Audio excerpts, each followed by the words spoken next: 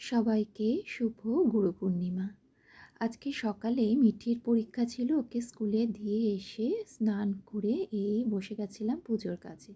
প্রথমেই পায়েসটা বসিয়ে দিয়েছিলাম, আর যেহেতু সুমিতের আজকে ছুটি ছিল তো অনেকটা আমাকে হেল্প করেছে। আর ও এখানে আমাকে কাজু কিশমিশগুলো সব ধুয়ে দিচ্ছিল পায়েসে দেবো বলে। তো প্রথমেই পায়েসটা বসিয়ে দিয়েছিলাম। আর আজকে ঠাকুরকে সেরকম কিছু না, শুধু একটু সিন্নি প্রসাদ দেব আর একটু পায়েস আর লুচি।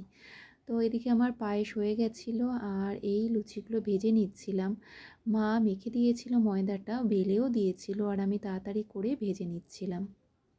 আমরা পুজো করলে আগের দিন সব বাজারগুলো করে রাখি, কিন্তু যেহেতু টানা বৃষ্টি হচ্ছিল তাই আগের দিন আর বাজার কিছু করতে পারিনি। মিঠিকে স্কুলে দিয়ে বাজার করে বাড়িতে এসে সকালে ওদের জন্য একটু জলখাবার করে নিয়ে ঠাকুরের রান্নার কাজে বসে গেছিলাম।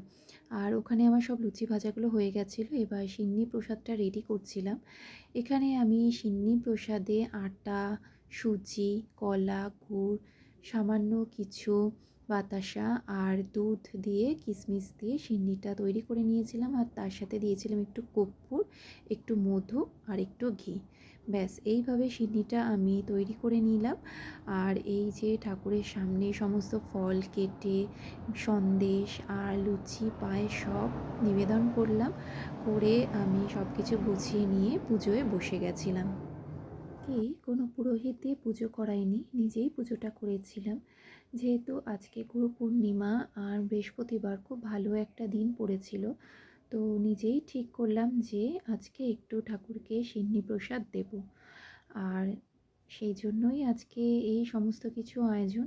তো সব কিছু গুছিয়ে নিয়ে ঠাকুরের পাঁচালিটাও আমি পরে নিয়েছিলাম, আর আজকে জ্বালিয়েছিলাম ঘিয়ের প্রদীপ।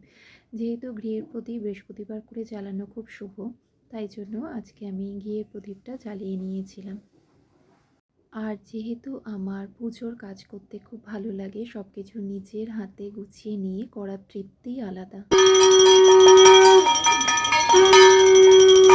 তারপর পুজো শেষ হয়ে যাওয়ার পরে সিন্নি প্রসাদটা মেখে নিয়েছিলাম। আর এই যে সব প্রসাদগুলো আমি গুছিয়ে সুমিতকে দিয়ে দিয়েছিলাম, মা আর সুমিত আর আয়ুষ গিয়ে সবাইকে প্রসাদগুলো দিয়ে এসেছিল। তো সত্যি খুব শান্তি আসলো আজকে মনে, খুব ভালো কাটলো দিনটা। সবাই খুব ভালো থেকো, সুস্থ থেকো।